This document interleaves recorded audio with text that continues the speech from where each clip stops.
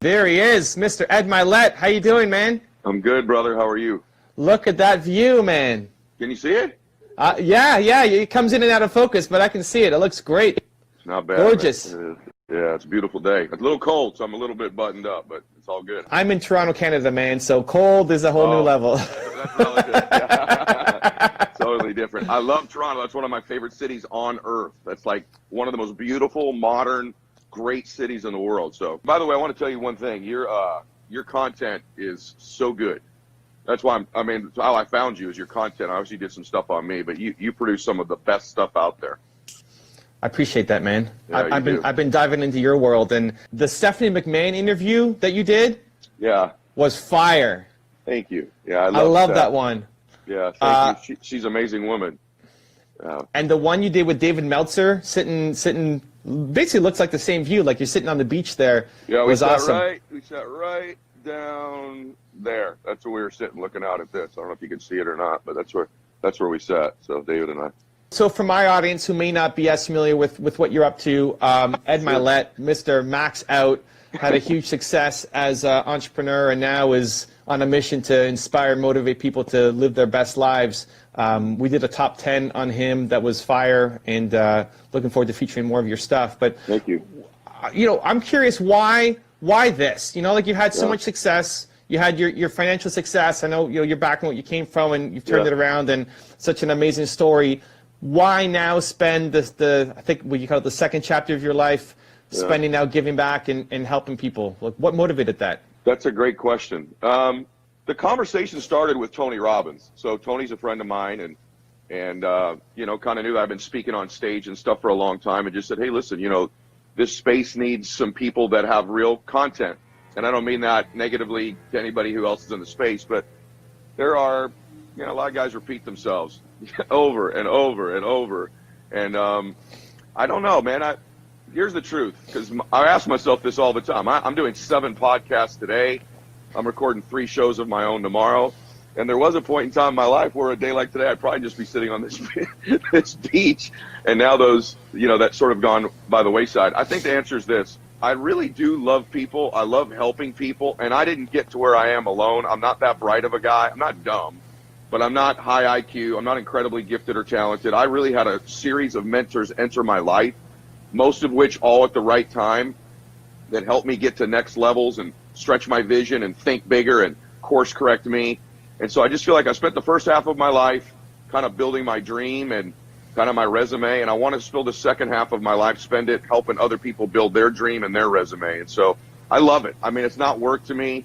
I've enjoyed this time, this last couple of years, more than any 2 years of my entire life, just because I've got to know all kinds of different people and fall in love with people in a way that I didn't have before, and I was just sort of a private rich dude. So I'm loving it. What was the first thing that you did that said, okay, I'll give this a shot? Was it a speech or a video? What happened? Well, I've been speaking for a really, really long time, but what it really was, it was actually a confrontation, and a good one. We were on my balcony, and Tony said, hey, you need to get into this space. I said, look, man, I like this, but I like that I can go into a restaurant and not everybody knows me, right?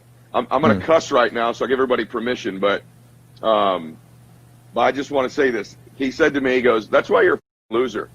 That kind of grabbed me at my fire pit, right? And I go, what? He goes, well, you say you want to help all these people, but you don't really want to inconvenience yourself to do it at all.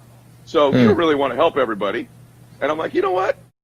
And my son was there. I said, get your phone. How you do this Instagram thing? I'm not kidding you. And my son holds the phone out. I go, blah, blah, blah, blah, blah, click. And I go, put one of those hash browns on there and post this thing. And like, I should have been hashtags. And I had 3 followers. That was a year. This past May was a year. Wow. And so it was almost like a challenge thing. And then all of a sudden I started getting responses. And you know how it is. You'll get a message from somebody that says, hey, what you said really affected me. Or it found me at the right time. You know how this goes because you're in this space. And when you really feel like, oh my gosh, I helped another human.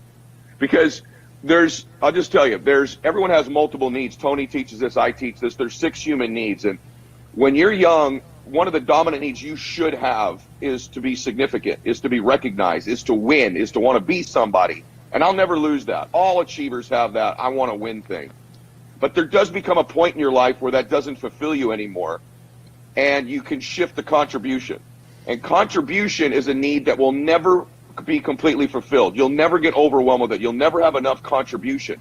And so I've sort of shifted. I'm a significance dude. Believe me, it's by no mistake the ocean's in the background here, right? Like you'll see videos with my jet. But I'm not like other dudes probably have those things where I'm like addicted to those things. I know for a fact I want everybody in here to have a jet or live on the ocean or live on the lake.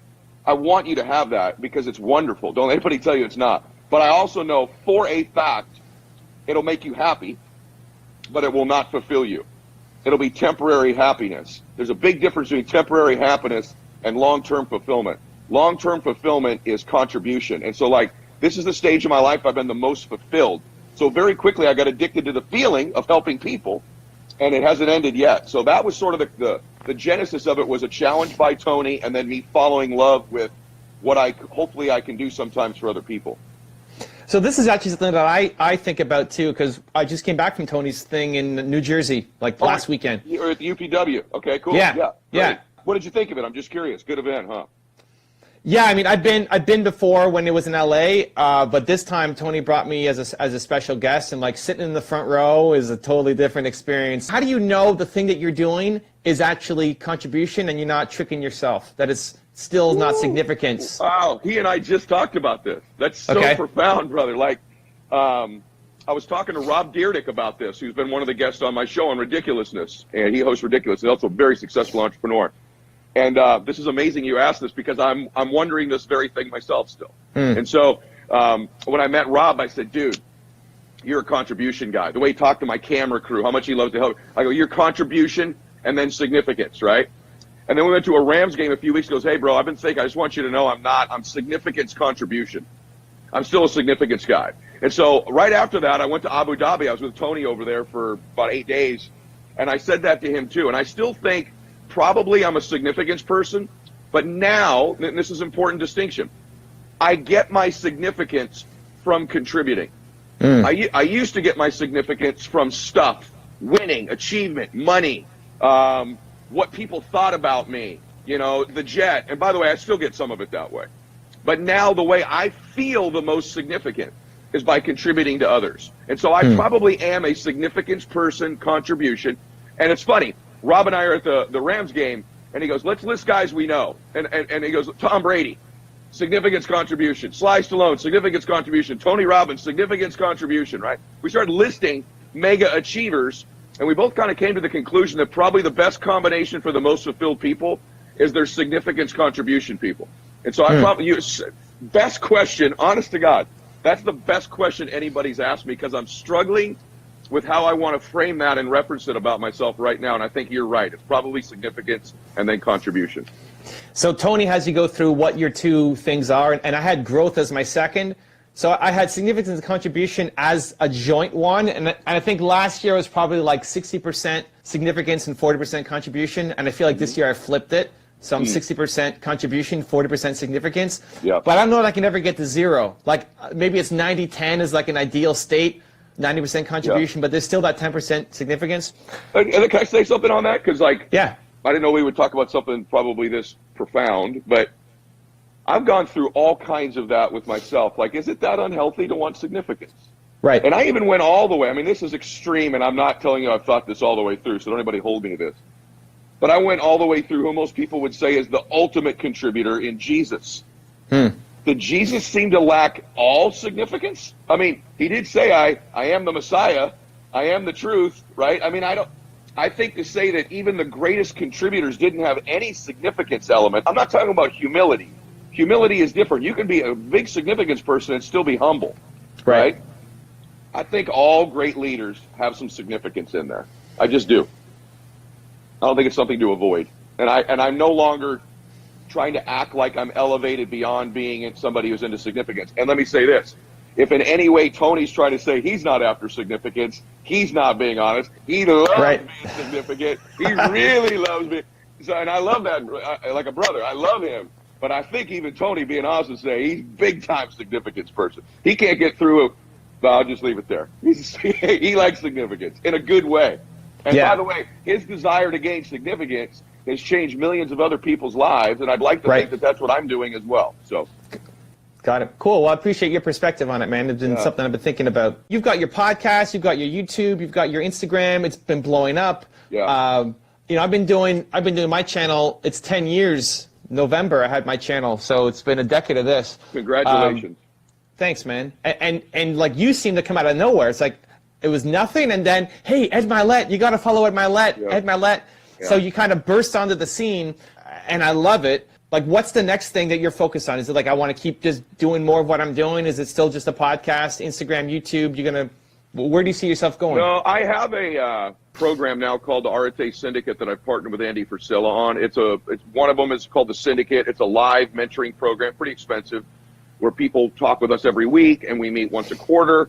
And I'm doing that, so I'm actually engaged directly in their lives. Then we created another program called the Arete Accelerator. It's just a few $100s a month. But every week they're on a call with me or Andy, and then we have live meetings from time to time as well, Facebook group. And so I'm working with those folks too, so I'm engaging a little beyond the podcast. In terms of my show, in all candor, I haven't got any of this done, but I've had discussions with Netflix and some other people about taking my show to perhaps another platform or a bigger platform. But what I do want to do is I'm creating a program right now. I just wrote my book, Maxed Out Your Life, which we've sold about 700,000 copies of, so that's pretty significant. By the way, I'm not pitching this either. It's totally free. You can just go to maxoutbook.com and put in the code MAXOUT. The book's free, and there's no upsell afterwards. It's not like click here, buy my book, and then get a seminar. It's just a free book, so you can go get that. And so I'm just trying to start to create more and more content that affects people and find the best mediums to do it. And frankly, the reason that I think my stuff has grown, and I'm not trying to be braggadocious in this regard, my content's good. Like, my content is stuff that can really affect you and change you. I'm not going to tell you 1,100 times to get you money. I'm not going to tell you to be kind 1,100 times and just repeat myself, or binary and all this stuff. The guys just keep repeating themselves, and it's mindless information. I don't even understand how they have following, to be honest with you. It's like, I've heard you say this same thing 2,000 different times, whereas I'm trying to keep my content fresh, relevant, inspirational, but also strategic. And that's not knocking people. It's just, I think you do this very well. Like, if you're going to be in this space, really bring value to people. Mm-hmm. You know what I mean? If people are going to follow you, give them value and inspiration for the privilege of them following you. So I feel an obligation to try to create stuff daily when I can to move someone's life forward. And so I feel like I want it to be like this. Like, people that follow me feel like, man, I get to talk to him every day just a little bit. And so that's sort of been the genesis of it. And my goal, just so you know, my goal is I want to reach 100 million people the next 3 years with my stuff. And so I've got a lot of work to do. And I've been talking to different people in the space. I've talked to Grant Cardone. I've talked to Andy. I've talked to Tony Robbins. Like, what's the best way to get this stuff out there that's in an unconventional fashion, other than just Instagram, other than just YouTube? There's got to be better venues, and maybe Netflix is that place for me. I'm not sure. I would love to see even do bigger on YouTube, man. I'd love you to help me. To be honest with you, I'm lost there. I don't know what to do. I don't know how to promote it. We just sort of stick my stuff up there. Where I really do well, because my content's long, so I do well on 1-minute videos on Instagram, because I'm pretty good at getting a message out in a minute, and my audios do very well. Maybe that's because I'm not pleasant to look at, and my voice is okay, right? But I think the other part of it is just my content's an hour long. I think perhaps that affects people wanting to watch a video for an hour. But I would love, because you're a YouTube guru, I would love you to mention me on that, because I don't know what I'm doing on YouTube. So I'd love your information on that. Anything you could tell me. Yeah, man. Listen, I'm happy to help. We can take this offline with me and you, or you and your team. But my best video on my channel is 40 minutes long. Like, long is great if it's good, right? And and I know you have good stuff. It's something that I'm talking to, like Tony, same thing. Like, he needs to be going long. Like, his stuff is forever long. Yeah. But you can win. You can, like, YouTube is the place to go long. And you could really crush it.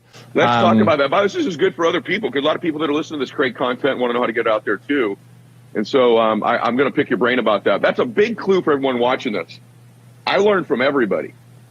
So you're better at getting traffic on YouTube than me. Why in the world would I not humble myself and get everything I can learn from you possibly? And so we're going to do that. So thank you. I'd love to see you win harder, man. Like, thank you, brother. For real. And most people, mutual. I would with you as well. Most people can make long videos, but they repeat themselves 100 times and not saying anything. Where I know you've got like a lot of depth to it, which you can really crush at. How do you feel about people stopping you in a restaurant now? You know what? I people are wonderful. I did have, there's things that come with it. I had someone yesterday show up at my home. Scared my family. Don't ever do that, by the way, everybody. I mean, you see someone in a restaurant, that's wonderful. You don't go to someone's home. So I love it. And I think anybody who tells you that they're bothered by the attention they get from other beautiful souls has an ego problem.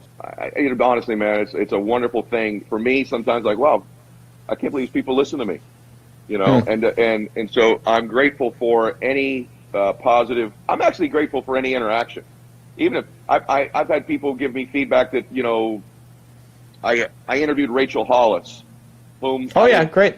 I adore her, right? And we had such an amazing interview, and it got several 100,000 audio downloads. And I had a few people message me say, hey, you referred to her as precious in the interview. Don't refer to a woman as precious. I'm like, my God, my wife's precious, my daughter's precious, my mom's precious, So it wasn't really feedback I enjoyed hearing, but it was like feedback. So like, okay, if that bothers somebody, I'll watch it. I can't please everybody. So I even like interaction with people when it's not positive. But I love walking into the gym. I just left the gym. It's hard to get a workout in now, but I love walking into a place and people say thank you. Because that's the main thing that I get and that you get. You know what it usually is thank you. Thank you, thank you. And then typically like, can I tell you how you've helped me? This is wonderful to hear. And then typically a question, right? Then one question. And I'm glad to answer any question I can for somebody. So I love it. And I've had the benefit, brother, of the last 20 years, you know this, but maybe the audience doesn't know it. I sort of have been blessed that where I live, prior to me being relatively well-known, most of my friends have been well-known people. So I've watched my friends, actors and athletes the last 20 years, how they handle it. And the ones that are gracious and the ones that aren't. And I've watched a few of them handle it poorly where I thought, the rest of that person's life, they're going to remember that encounter with you that wasn't good. And then I have other friends who are wonderful with each and every single person. And I learned from that. And then the other thing is this. You usually get the best version of somebody. I usually get the best version of that person because they're happy to meet me. So what a blessing from God that I get to see the best in almost every single person. So I love it. What I find really interesting in that is Tony called you out because that was something that you thought would be an inconvenience to you, but it ends up being a massive blessing. The reason is that he knows how introverted I am. And so I have people say, don't admit you're shy, don't admit you're introverted. That's not true. It's totally true. I'm an introverted person. I'm a private person. I'm shy. I've worked on those things. It's not who I am. It's behaviors that I have. And so he knew intuitively if he didn't give me massive pain, the pain pleasure stuff, if he just said, hey, you should really consider, you're a pretty good speaker, getting out there in public, I'd be like, I considered it. No. What he did is he went to massive pain, gave me a massive dose of pain. I went, I don't like that. And so he knew he needed to go that way because of my proclivity to be introverted. So it was great. Well, I love that how sometimes the things that we think are the biggest inconvenience end up being the best blessings. Absolutely, man. Almost every single time. In fact, I posted a speech today that I gave to, I got invited back to speak to my college alma mater's baseball team. I played college baseball at University of the Pacific. And I went back there and spoke to the guys. And there's a part in the talk where I tell them that I was so introverted, my senior year, I wasn't going to graduate, and I had to take 2 electives, so I wasn't going to graduate. And I had previously dropped out of a sign language class. Sign language, because I had to get up in front of the class and sign. I didn't even have to even speak. I just wouldn't walk up there and move my fingers around, and I dropped the class. And so it put me where I wasn't going to graduate. And so the only class I could take to graduate was drama and public speaking. And I had to take them both. And in the public speaking class, I found a giftedness of mine, right? And so what you're saying is completely true. I talk about it in this speech. Typically on the other side of your greatest fear, of your greatest insecurity, is your greatest blessing. Everyone goes, well, get out of your comfort zone, you'll find things. No. What you're afraid of and what you're insecure about, on the other side of that is typically one of the great gifts or blessings in your life. And so that's exactly right. You and I are talking right now because I took a public speaking class my senior year. I was stone ass